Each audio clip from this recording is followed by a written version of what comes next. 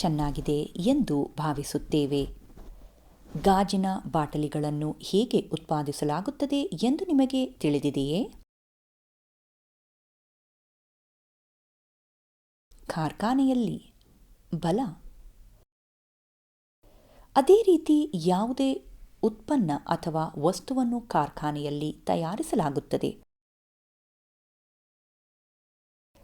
ಕಾರ್ಖಾನೆಯಲ್ಲಿ ಉತ್ಪನ್ನವನ್ನು ಮಾತ್ರ ಉತ್ಪಾದಿಸಲಾಗುತ್ತದೆ ಮತ್ತು ನೀವು ಭಾವಿಸುತ್ತೀರಾ ಉತ್ಪನ್ನದ ಹೊರತಾಗಿ ಕೆಲವು ತ್ಯಾಜ್ಯವು ಉತ್ಪತ್ತಿಯಾಗುತ್ತದೆ. ಮಾನವನ ದೇಹವು ಸೆಲ್ಯುಲಾರ್ ಕಾರ್ಖಾನೆಯಾಗಿದೆ. ನಾವು ಆಹಾರವನ್ನು ತಿನ್ನುತ್ತೇವೆ ಮತ್ತು ಗಾಳಿಯನ್ನು ಉಸಿರಾಡುತ್ತೇವೆ ಮತ್ತು ಇತರ ಜೀವನ ಚಟುವಟಿಕೆಗಳಿಗೆ ಶಕ್ತಿಯನ್ನು ಬಳಸುತ್ತೇವೆ. ಆದ್ದರಿಂದ ನಾವು ಶಕ್ತಿಯನ್ನು ಬಳಸುವುದರ ಹೊರತಾಗಿ ಕೆಲವು ತ್ಯಾಜ್ಯವನ್ನು ಸಹ ಉತ್ಪಾದಿಸುತ್ತೇವೆ. ನಮ್ಮ ದೇಹದ ಜೀವಕೋಶಗಳಲ್ಲಿ ಉತ್ಪತ್ತಿಯಾಗುವ ತ್ಯಾಜ್ಯ ಹೇಗೆ, ಎಲ್ಲಿ ಮತ್ತು ಯಾವುದು? ನಾನು ಮೌನಿಕಾ. ಈ ಪ್ರಶ್ನೆಗಳಿಗೆ ಉತ್ತರಗಳನ್ನು ಅನ್ವೇಷಿಸೋಣ.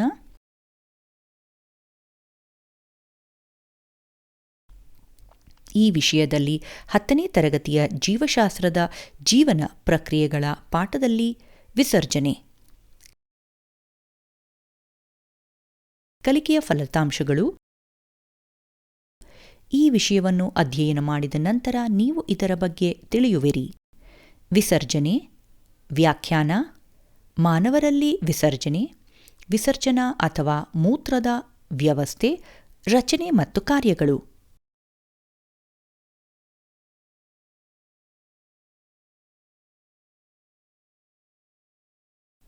ಕೀವರ್ಡ್ಗಳು: ನೆಫ್ರಾನ್,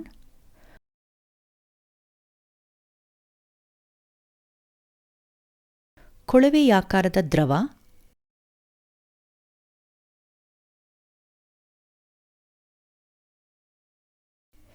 ಪೆರಿಟ್ಯೂಬ್ಯುಲರ್ಸ್,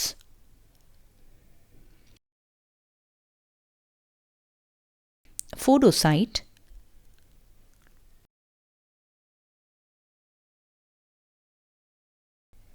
ಗ್ಲೋಮೆರುಲಸ್,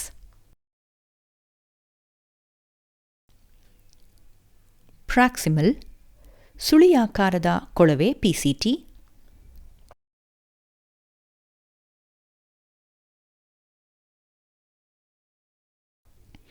ದೂರದ ಸುರುಳಿಯಾಕಾರದ ಕೊಳವೆ ಡಿಸಿಟಿ,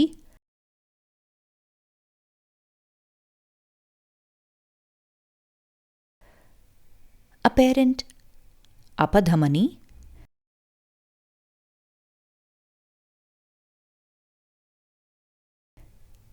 ಎಪೆರೆಂಟ್ ಅಪಧಮನಿ,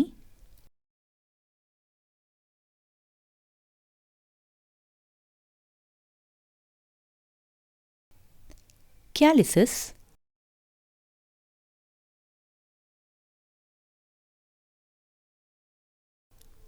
ಮಲ ವಿಸರ್ಜನೆ,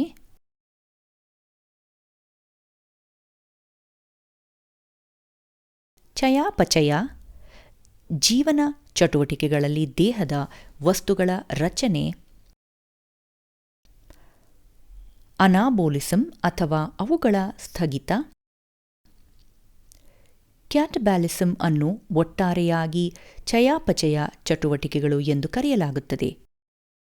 ಕ್ಯಾಟಬಾಲಿಸಂ ಅನ್ನು ಒಟ್ಟಾರೆಯಾಗಿ ಚಯಾಪಚಯ ಚಟುವಟಿಕೆಗಳು ಎಂದು ಕರೆಯಲಾಗುತ್ತದೆ.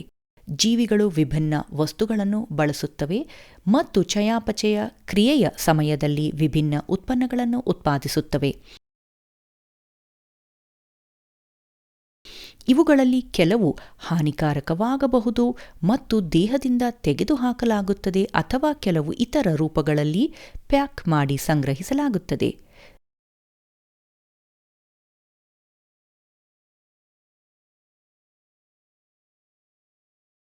ದ್ಯುತಿ ಸಂಶ್ಲೇಷಣೆಯ ಸಮಯದಲ್ಲಿ ಮತ್ತು ಆಮ್ಲಜನಕ ಮತ್ತು ಕಾರ್ಬನ್ ಡೈಆಕ್ಸೈಡ್ನಂತಹ ಉಸಿರಾಟದ ಸಮಯದಲ್ಲಿ ಅನಿಲ ತ್ಯಾಜ್ಯಗಳು ಉತ್ಪತ್ತಿಯಾಗುತ್ತವೆ ಎಂದು ನಮಗೆ ತಿಳಿದಿದೆ.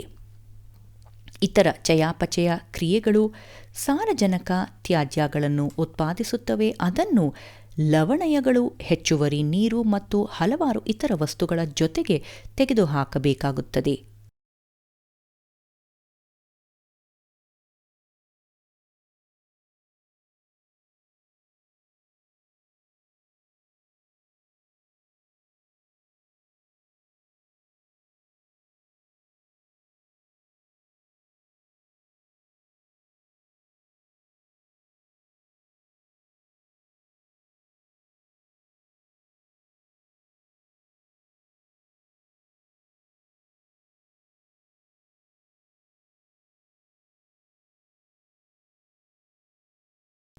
ಲ್ಯಾಟಿನ್ ಭಾಷೆಯಲ್ಲಿ ಮಾಜಿ ಎಂದರೆ ಔಟ್, ಕ್ರೆನೆರೆ ಎಂದರೆ ಶಿಫ್ಟ್.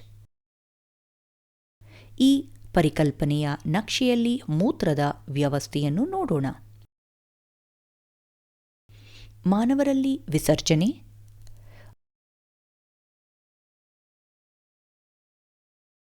ಅನೇಕ ಉಪಯುಕ್ತ ಪದಾರ್ಥಗಳು ಮತ್ತು ಶಕ್ತಿಯನ್ನು ಉತ್ಪಾದಿಸಲು ಹಲವಾರು ಚಯಾಪಚಯ ಕ್ರಿಯೆಗಳು ಸಂಭವಿಸುತ್ತವೆ. ಅದೇ ಸಮಯದಲ್ಲಿ ವಿಷಕಾರಿ ತ್ಯಾಜ್ಯಗಳು ಸಹ ಉತ್ಪತ್ತಿಯಾಗಬಹುದು, ನೀರಿನ ಅಂಶ ಹೆಚ್ಚಾಗಬಹುದು ಮತ್ತು ದೇಹದಲ್ಲಿನ ಅಯಾನಿಕ್ ಸಮತೋಲನವು ತೊಂದರೆಗೊಳಗಾಗಬಹುದು.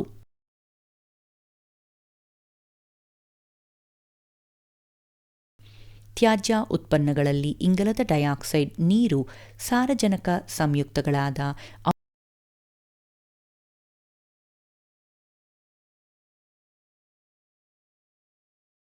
ಅಮೋನಿಯಾ, ಯೂರಿಯಾ, ಯೂರಿಕ್ ಆಮ್ಲ, ಪಿತ್ತರಸ, ವರ್ಣದ್ರವ್ಯಗಳು, ಹೆಚ್ಚುವರಿ ಲವಣಗಳು ಇತ್ಯಾದಿ ಸೇರಿವೆ.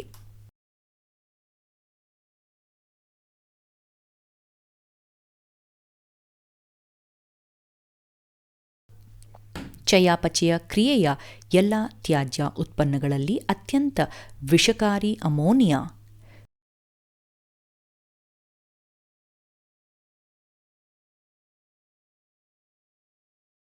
ಮಾನವರಲ್ಲಿ ವಿಸರ್ಜನಾ ವ್ಯವಸ್ಥೆ. ಮಾನವರ ವಿಸರ್ಜನಾ ವ್ಯವಸ್ಥೆಯು ಒಂದು ಜೋಡಿ ಮೂತ್ರಪಿಂಡಗಳು, ಒಂದು ಜೋಡಿ ಮೂತ್ರನಾಳಗಳು, ಮೂತ್ರಕೋಶ ಮತ್ತು ಮೂತ್ರನಾಳವನ್ನು ಹೊಂದಿರುತ್ತದೆ.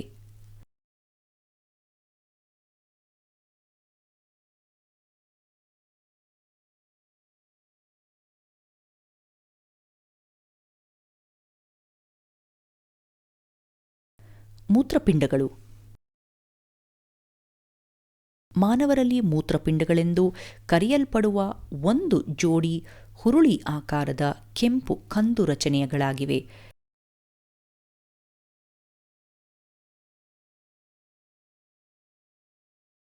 ಇವುಗಳು ಬೆನ್ನುಮೂಳೆಯ ಎರಡು ಬದಿಗಳಲ್ಲಿ ಒಂದು ಬೆನ್ನಿನ ದೇಹದ ಗೋಡೆಗೆ ಜೋಡಿಸಲಾದ ಕಿಬ್ಬೊಟ್ಟೆಯ ಕುಳಿಯಲ್ಲಿವೆ.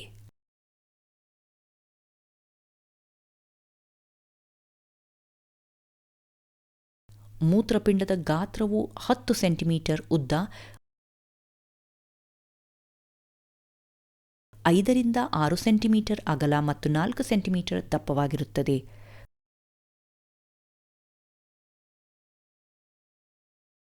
ಪ್ರತಿಯೊಂದು ಮೂತ್ರಪಿಂಡವು ಹೊರ ಭಾಗದಲ್ಲಿ ಪೀನವಾಗಿರುತ್ತದೆ ಮತ್ತು ಒಳಭಾಗದಲ್ಲಿ ಪೀನವಾರಿಯಾಗಿರುತ್ತದೆ. ಮೇಲಿನ ಯಕೃತ್ತಿನ ಉಪಸ್ಥಿತಿಯಿಂದಾಗಿ ಬಲ ಮೂತ್ರಪಿಂಡದ ಸ್ಥಾನವು ಎಡ ಮೂತ್ರಪಿಂಡಕ್ಕಿಂತ ಕಡಿಮೆಯಾಗಿರುತ್ತದೆ. ಪ್ರತಿ ಮೂತ್ರಪಿಂಡದ ಒಳಭಾಗವು ಮೂತ್ರಪಿಂಡದ ಅಪಧಮನಿಯ ಪ್ರವೇಶಕ್ಕಾಗಿ ಒಂದು ಬಿರುಕು ಅಥವಾ ಹೇಲಸ್ ಅನ್ನು ಹೊಂದಿರುತ್ತದೆ. ಮೂತ್ರಪಿಂಡದ ಅಭಿಧಮನಿಯ ನಿರ್ಗಮನ ಮತ್ತು ಮೂತ್ರನಾಳ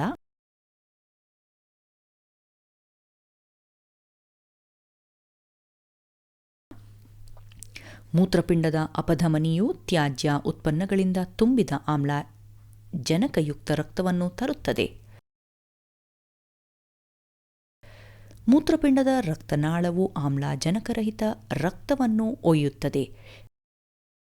ದೇಹದ ವಿವಿಧ ಅಂಗಗಳಲ್ಲಿ ಉತ್ಪತ್ತಿಯಾಗುವ ತ್ಯಾಜ್ಯ ಉತ್ಪನ್ನಗಳು ಮೂತ್ರಪಿಂಡಗಳಿಂದ ಫಿಲ್ಟರ್ ಮಾಡಲಾಗುತ್ತದೆ ಮತ್ತು ತೆಗೆದುಹಾಕಲಾಗುತ್ತದೆ. ಮೂತ್ರಪಿಂಡದ ಆಂತರಿಕ ರಚನೆ. ಅದರ ಆಂತರಿಕ ರಚನೆಯ ಬಗ್ಗೆ ಇನ್ನಷ್ಟು ತಿಳಿದುಕೊಳ್ಳಲು ಮೂತ್ರಪಿಂಡದ ಉದ್ದದ ವಿಭಾಗವನ್ನು ನಾವು ಗಮನಿಸೋಣ.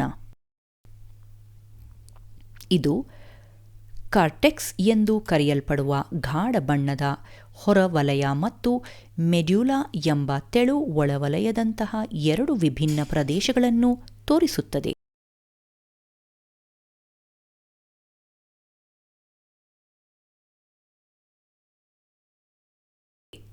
ಪ್ರತಿ ಮೂತ್ರಪಿಂಡವು 1.3 ರಿಂದ 1.8 ಮಿಲಿಯನ್ ಸೂಕ್ಷ್ಮದರ್ಶಕ ಮತ್ತು ತೆಳುವಾದ ಕೊಳವೆಯಾಕಾರದ ಕ್ರಿಯಾತ್ಮಕ ಘಟಕಗಳನ್ನು ಹೊಂದಿರುತ್ತದೆ. ಇದನ್ನು ನೆಫ್ರಾನ್ಗಳು ಅಥವಾ ಮೂತ್ರನಾಳಗಳು ಎಂದು ಕರೆಯಲಾಗುತ್ತದೆ. ನೆಫ್ರಾನ್ ರಚನೆ. ಪ್ರತಿಯೊಂದು ನೆಫ್ರಾನ್ ಮೂಲಭೂತವಾಗಿ ಮೆಲ್ವಿಗಿಯನ್ ದೇಹ ಮತ್ತು ಮೂತ್ರಪಿಂಡದ ಕೊಳವೆ ಎಂಬ ಎರಡು ಭಾಗಗಳನ್ನು ಹೊಂದಿರುತ್ತದೆ. ಮೆಲ್ವಿಗಿಯನ್ ದೇಹವು ಬೌಮನ್ ಕ್ಯಾಪ್ಸುಲ್ ಎಂದು ಕರೆಯಲ್ಪಡುವ ನೆಫ್ರಾನ್ನ ಕೊನೆಯಲ್ಲಿ ಕುರುಡು ಕಫ್ ಆಕಾರದ ಬೋರ್ಡರ್ ಮತ್ತು ಗ್ಲೋಮೆರುಲಸ್ ಎಂಬ ಸೂಕ್ಷ್ಮ ರಕ್ತದ ಕ್ಯಾಪಿಲರಿಗಳ ಗುಂಪನ್ನು ಒಳಗೊಂಡಿದೆ.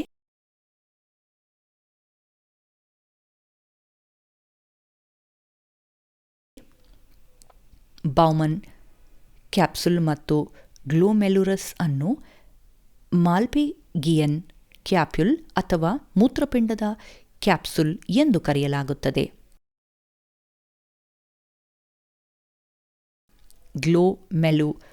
ಗ್ಲೋಮೆರುಲಸ್ ಒಂದು ಅಪೆರೆಂಟ್ ಅಪಧಮನಿಯಿಂದ ಬೆಳವಣಿಗೆಯಾಗುತ್ತದೆ ಮತ್ತು ಎಪೆರೆಂಟ್ ಆರ್ಟರಿಯೋಲ್ಗಳಿಗೆ ಕಾರಣವಾಗುತ್ತದೆ. ಎಪೆರೆಂಟ್ ಆರ್ಟರಿಯೋಲ್ಗಳು ವ್ಯಾಸವು ಅಪೆರೆಂಟ್ ಆರ್ಟರಿಯೋಲ್ಗಳಿಗಿಂತ ಕಡಿಮೆಯಾಗಿದೆ.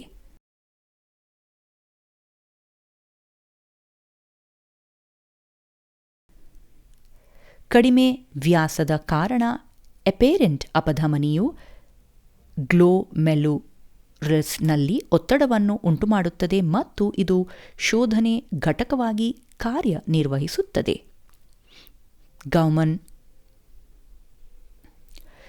ಬೌಮನ್ನ ಕ್ಯಾಪ್ಯುಲ್ಸ್ ಗ್ಲೋಮೆರುಲಸ್ ಅನ್ನು ಫೋಡೋಸೈಟ್ ಕೋಶಗಳೆಂದು ಕರೆಯಲಾಗುತ್ತದೆ. ಸ್ಕ್ವಾಮಸ್ ಎಪಿಥಿಯಲ್ ಕೋಶಗಳ ಒಂದು ಪದರದಿಂದ ಆವರಿಸಿದೆ. ಗ್ಲೋಮೆರುಲಸ್ನಿಂದ ಫಿಲ್ಟರ್ ಮಾಡಲಾದ ವಸ್ತುಗಳ ಅಂಗೀಕಾರವನ್ನು ಅನುಮತಿಸಲು ಫೋಡೋಸೈಟ್ ಕೋಶಗಳ ನಡುವೆ ಸೂಕ್ಷ್ಮ ರಂಧ್ರಗಳಿವೆ.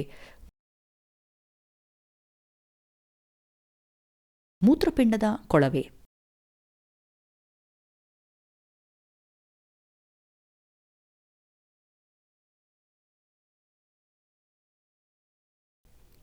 ಇದು ಮೊದಲ ಅಥವಾ ಪ್ರಾಕ್ಸಿಮಲ್ ಸುರುಳಿಯಾಕಾರದ ಕೊಳವೆ ಪಿಸಿಟಿ,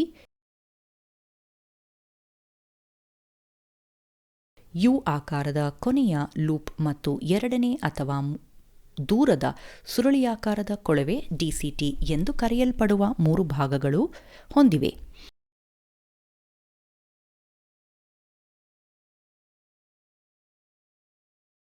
ದೂರದ ಸುರುಳಿಯಾಕಾರದ ಕೊಳವೆಗಳು ಸಂಗ್ರಹಿಸುವ ಕೊಳವೆಯೊಳಗೆ ತೆರೆದುಕೊಳ್ಳುತ್ತವೆ. ಸಂಗ್ರಹಿಸುವ ಟ್ಯೂಬ್ ಪಿರಮಿಡ್ಗಳು ಮತ್ತು ಕ್ಯಾಲಿಸಿಲ್ಗಳನ್ನು ರೂಪಿಸುತ್ತದೆ. ಅದು ಸೊಂಟಕ್ಕೆ ತೆರೆಯುತ್ತದೆ. ಎಲ್ಲಾ ಭಾಗಗಳು ಪೆರಿಟ್ಯೂಬ್ಯುಲರ್ ಕ್ಯಾಪಿಲರಿಗಳ ಜಾಲದಿಂದ ಮೆಚ್ಚಲ್ಪಟ್ಟಿವೆ. ಇದು ಎಪೆರೆಂಟ್ ಆರ್ಟರಿಯೋಲ್ಗಳಿಂದ ರೂಪುಗೊಂಡಿದೆ.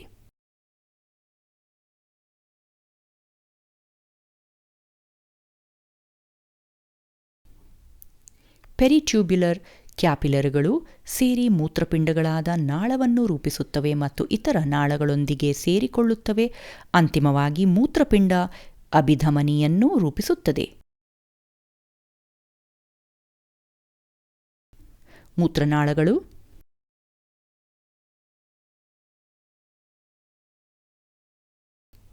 ಇವು 30 ಸೆಂಟಿಮೀಟರ್ ಉದ್ದದ ಬಿಳಿ ಕಿರಿದಾದ ಹಿಗ್ಗಿಸಬಹುದಾದ ಮತ್ತು ಸ್ನಾಯುವಿಕೆ ಕೊಳವೆಗಳ ಜೋಡಿಗಳಾಗಿವೆ.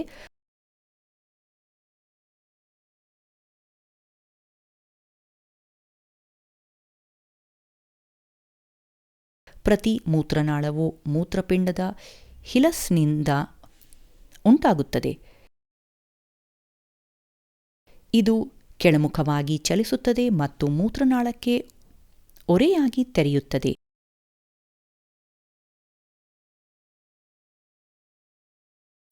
ಮೂತ್ರನಾಳವು ಮೂತ್ರಪಿಂಡದಿಂದ ಮೂತ್ರನಾಳಕ್ಕೆ ಮೂತ್ರವನ್ನು ಒಯ್ಯುತ್ತದೆ.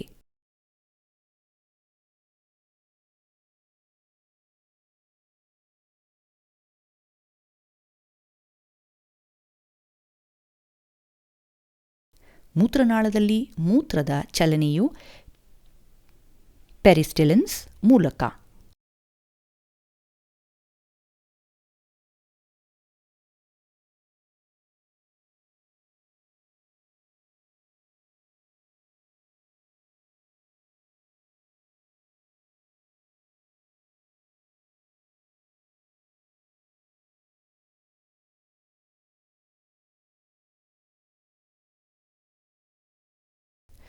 ಮೂತ್ರಕೋಶ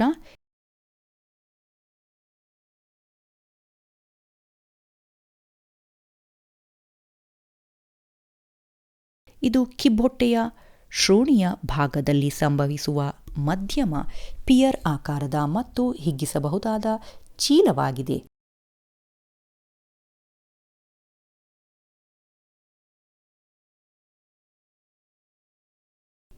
ಇದು 2 ಮೂತ್ರನಾಳಗಳಿಂದ ತಂದ ಮೂತ್ರವನ್ನು ಸಂಗ್ರಹಿಸುತ್ತವೆ. ಮೂತ್ರಕೋಶದ ಶೇಖರಣಾ ಸಾಮರ್ಥ್ಯ 300 ರಿಂದ 800 ಮಿಲಿ.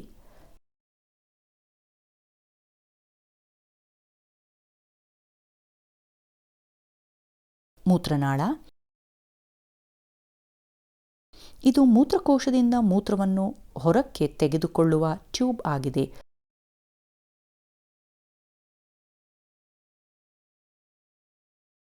ಮೂತ್ರನಾಳವನ್ನು ಮೂತ್ರನಾಳಕ್ಕೆ ತೆರೆಯುವುದನ್ನು ಸ್ನಾಯುಗಳು ಅಥವಾ ಸ್ಪ್ರಿಂಕ್ಲರಿಂಗ್ ಉಂಗುರದಿಂದ ರಕ್ಷಿಸಲ್ಪಡುತ್ತದೆ. ಮೂತ್ರನಾಳವು ಮಹಿಳೆಯರಲ್ಲಿ 4 ಸೆಂಟಿಮೀಟರ್ ಉದ್ದವಿರುತ್ತದೆ ಮತ್ತು ಪುರುಷರಲ್ಲಿ ಸುಮಾರು 20 ಸೆಂಟಿಮೀಟರ್.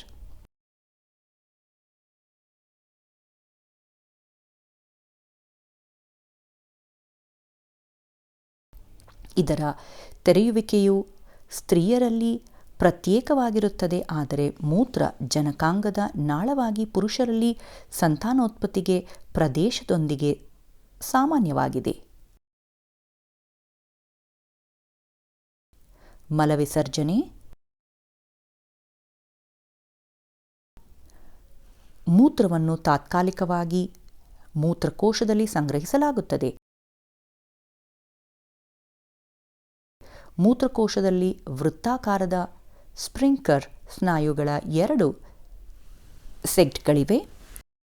ಮೂತ್ರಕೋಶವು ತುಂಬಿದಾಗ ಈ 2 ಸ್ನಾಯುಗಳ ಸಂಕುಚಿತಗೊಳ್ಳುತ್ತವೆ, ಆದ್ದರಿಂದ ನಿರ್ಗಮನವನ್ನು ಮುಚ್ಚಲಾಗುತ್ತದೆ.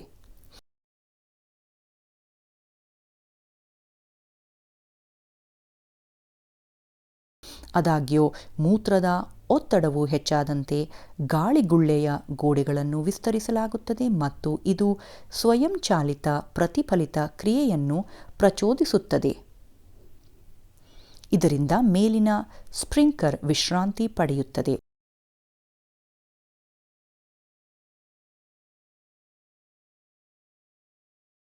ಆದರೆ ಕೆಳಗಿನ ಸ್ಪ್ರಿಂಕ್ಲರ್ ಮೆದುಳಿನ ನಿಯಂತ್ರಣದಲ್ಲಿಲ್ಲ.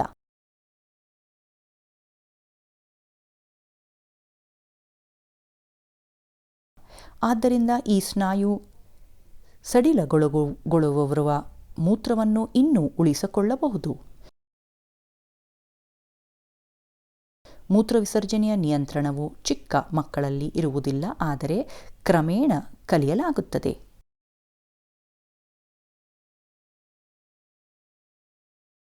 ಮೂತ್ರಕೋಶವು 300 ರಿಂದ 400 ಮಿಲಿ ಮೂತ್ರದಿಂದ ತುಂಬಿದಾಗ ಮೂತ್ರವಿಸರ್ಜನೆಯ ಪ್ರಚೋದನೆಯು ಸಂಭವಿಸುತ್ತದೆ.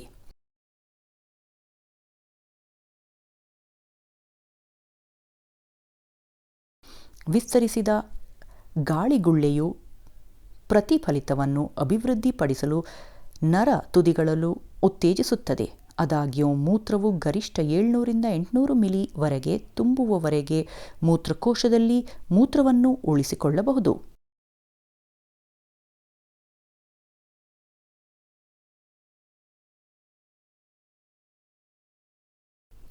ಈ ಸಮಯದಲ್ಲಿ ಪ್ರಚೋದನೆಯು ನೋವಿನಿಂದ ಕೂಡಿದೆ ಮತ್ತು ಸ್ವಯಂ ಪ್ರೇರಿತ ಮೂತ್ರ ವಿಸರ್ಜನೆಗೆ ಕಾರಣವಾಗುತ್ತದೆ. ದಿನಕ್ಕೆ ಹೊರಹಾಕಲ್ಪಟ್ಟ ಮೂತ್ರದ ಒಟ್ಟು ಪ್ರಮಾಣವು ಸುಮಾರು 1.6 ರಿಂದ 1.8 ಲೀಟರ್ ಆಗಿದೆ. ನೀರು ಮತ್ತು ಹಣ್ಣಿನ ರಸಗಳಂತಹ ದ್ರವಗಳ ದೊಡ್ಡ ಸೇವನೆಯೊಂದಿಗೆ ಇದರ ಪ್ರಮಾಣವು ಹೆಚ್ಚಾಗುತ್ತದೆ ಮತ್ತು ಕಡಿಮೆ ಸೇವನೆಯೊಂದಿಗೆ ಕಡಿಮೆಯಾಗುತ್ತದೆ.